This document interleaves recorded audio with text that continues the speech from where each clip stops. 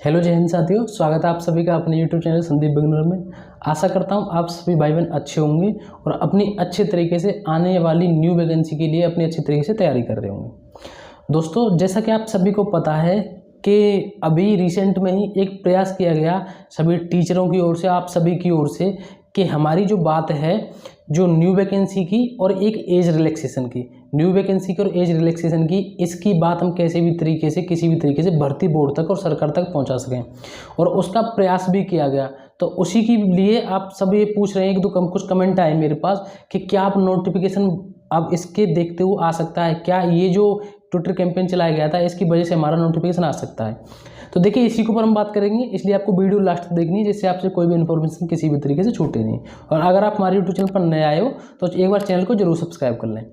तो देखिए, बात नोटिफिकेशन की और इस ट्विटर कैंपेन की ऐसी होती है कि सबसे पहले तो हम बात करेंगे ट्विटर कैंपेन की, कि ये जो ट्विटर के जरिए ये जो वहाँ तक बात पहुँचाने की कोशिश की गई है जो टीचरों के द्वारा, जो आपके लिए एक बहुत अच्छा काम करते आए हैं शुरू से। तो ये पहली बार तो ऐसा नहीं है कि पहली बार ही हुआ हो, पहली बात तो ये कि पहली बार नहीं हुआ है। दूसरी बात ये है कि ये जो हुआ है इससे बेनिफिट क्या क्या है। ऐसा नहीं है कि हमने जो ट्विटर कैंपेन चला दिया और इसका नोटिफिकेशन हमें आज कर दिया तो इसका नोटिफिकेशन गवर्नमेंट कल ही निकाल देगी।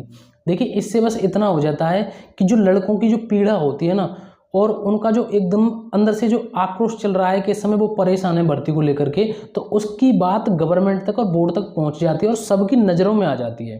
ठीक है, तो इसका मतलब ये हो जाता है, और सबकी जब नज़रों में आ जाती है तो उन तक ये सवाल पहुंच ही जाता है कि वैकेंसी क्यों नहीं निकल रही है। तो उससे ये बेनिफिट होता है कि वो या तो चाहें तो तुरंत जवाब दे सकते हैं अपने किसी भी ट्विटर अकाउंट से, या फिर वो न्यूज़पेपर के माध्यम से।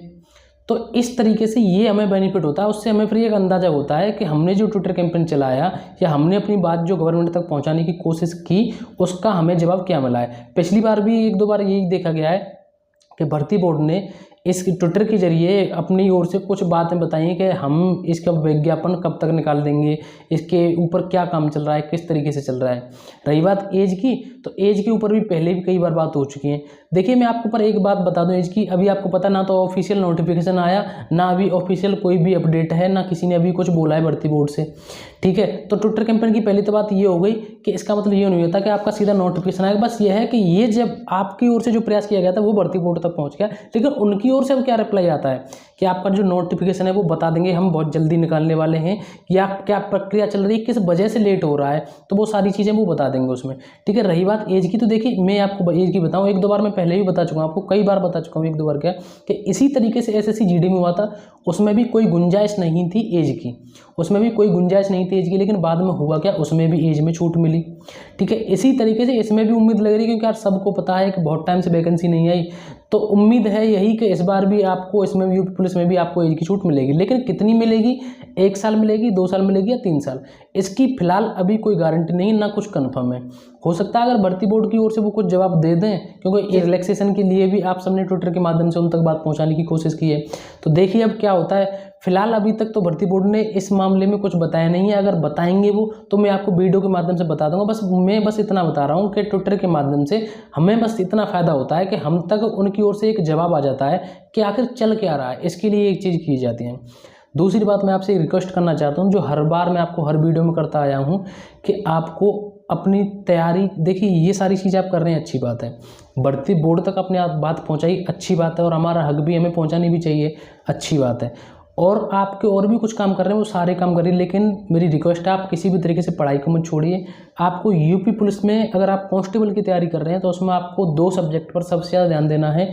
एक तो देना है आपको रीजनिंग पर, और एक देना है आपको हिंदी पर, क्योंकि आपको पता है रीजनिंग के 56 प्रश्न आएंगे, और हिंदी के अकेले हिंदी से 37-38 प्रश्न आते हैं, और रीजनिंग के 56 प्रश्न। इस तरीके से सबसे ज़्यादा एरिया इन 2 सब्जेक्ट से है।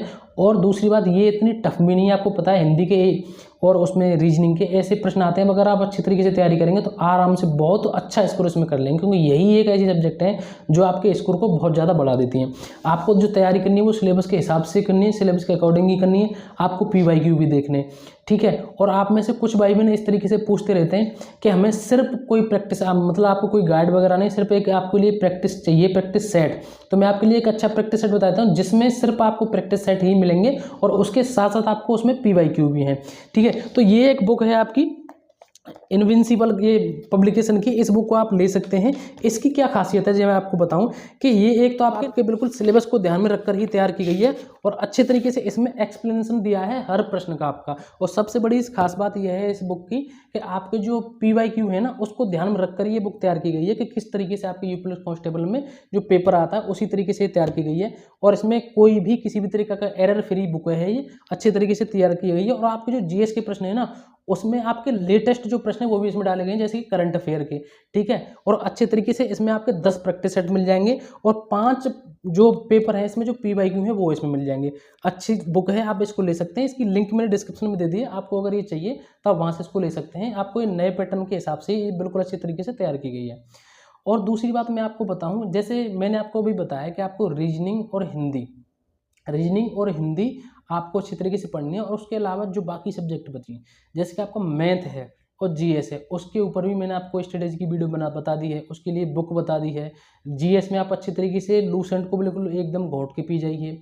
मैथ में और रीजनिंग में जितना उसके प्रैक्टिस करिए, क्यूब्स और स्क्वायर और टेबल से इनको याद करिए। इनसे हमारी कैलकुलेशन में बहुत ज़्यादा बेनिफिट होता है, ठीक है। मैथ में होता है कि कैलकुलेशन ही तो करनी होती है हमें, इस तरीके से मैथ और GS में भी पढ़िए। लेकिन सबसे ज़्यादा ये समझ लीजिए कि इन पर विशेष ध्यान दे जाना है, हिंदी पर और रीजनिंग पर। तो दोस्तों मुझे बस यही सारी जानकारी देनी है आप सभी के बारे में। नोटिफिकेशन के बारे में मैंने आपको बता दिया कि ट्विटर कैंपेन से हमें क्या फ़ायदा होता है और हमें फ़ायदा होता आया है। और ये बात भले ही आप ये समझ लीजिए कि भर्ती बोर्ड की ओर से आपके लिए कोई जवाब नहीं आया, लेकिन फिर भी आप ये समझ लीजिए कि उन तक ये बात पहुंच गई तो वो कुछ ना कुछ आपके लिए जल्दी ही करेंगे। और अभी भी आपको कोई डाउट हो तो कमेंट करके एक बार जरूर बताएं। तो दोस्तों आज के लिए बस इतना ही, अब मिलेंगे अगली नई वीडियो में एक नए टॉपिक के साथ। जय हिंद, जय भारत।